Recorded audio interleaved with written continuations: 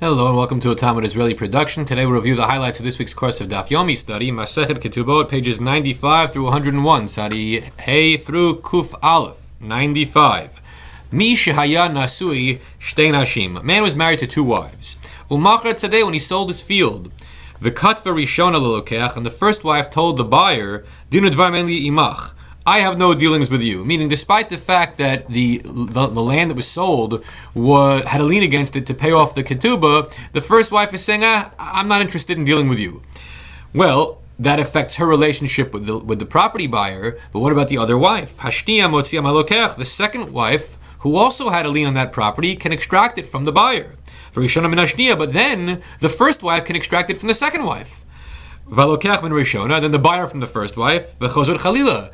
And this is a vicious cycle. It never ends because somehow, some way, there's always another person who has a halachic hold over what you just took. Ad sheyasu pshara beinehem. The only solution is to make some sort of a compromise, a negotiated deal where everybody walks away not entirely satisfied, but at least a little bit happy. 96. Tzadivav.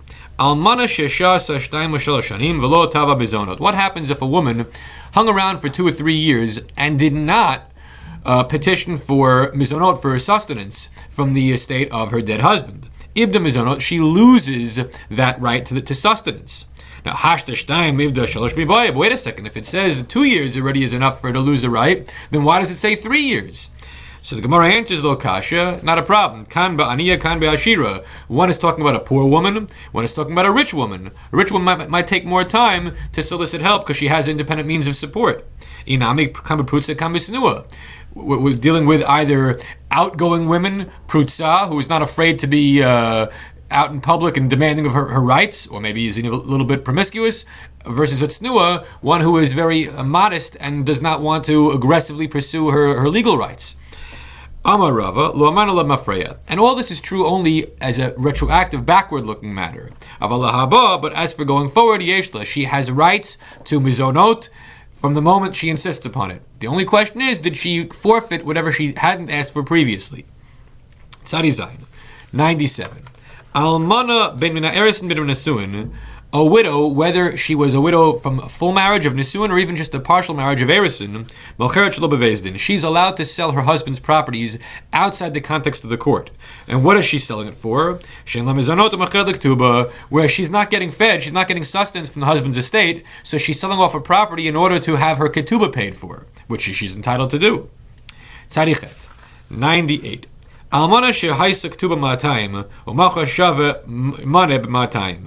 happens if a woman was owed a ketubah of 200 zuz, and she sold a property that was really worth only 100, but she was able to get 200 for it? Or the alternative, it was worth 200, and she only got it for 100. Bad deal. Either way, she has been fully paid. Why? Because in the case of 100 and she got 200, well, the bottom line is she got what she was owed, 200. We don't really care what the actual value of the field had been at the time of the sale. And as for the case of it was worth 200 and she sold it for 100, well, the bottom line is she took 200 zuz worth from her husband's estate. That she did a bad sale, it's her own fault. She should have gotten more for the real estate, and she would have collected a full amount, but she messed up and only got part of the amount. 99. Tzadi Tet. Shuma Dayanim.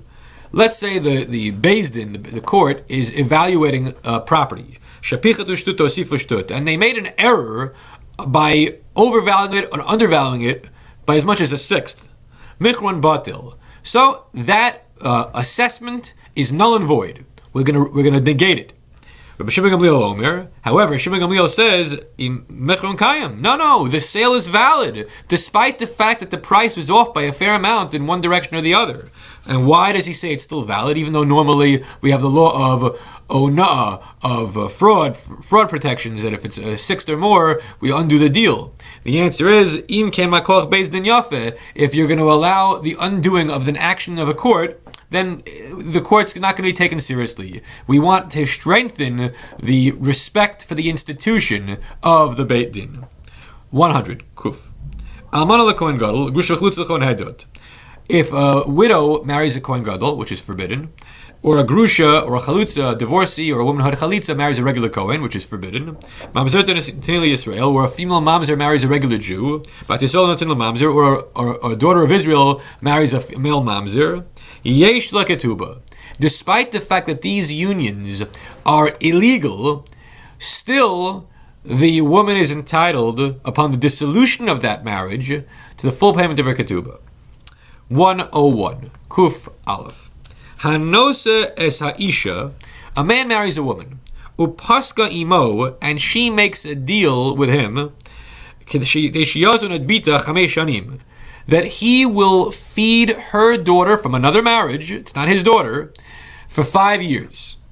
And this makes perfect sense. A woman is getting married for the second time, she has kids to take care of, she wants to know that her current husband is not going to be a cheapskate about feeding her kids. Well, the husband made a deal, he has to feed the girl for 5 years. But there's always the possibility that this marriage is not going to last. Does he really want to feed a stepchild of his, who's not even a stepchild anymore, from a marriage that is long over? He's not going to want to do that. But the woman wants these kind of protections, despite the fact that the marriage might go sour. So, hapikrim, the smart ones among the menfolk, what would they do to protect themselves from having to feed a former stepchild longer than they really want to? So he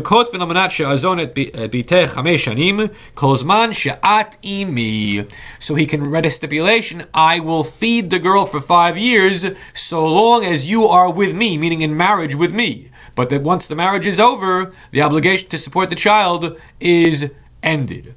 Everyone have a great week.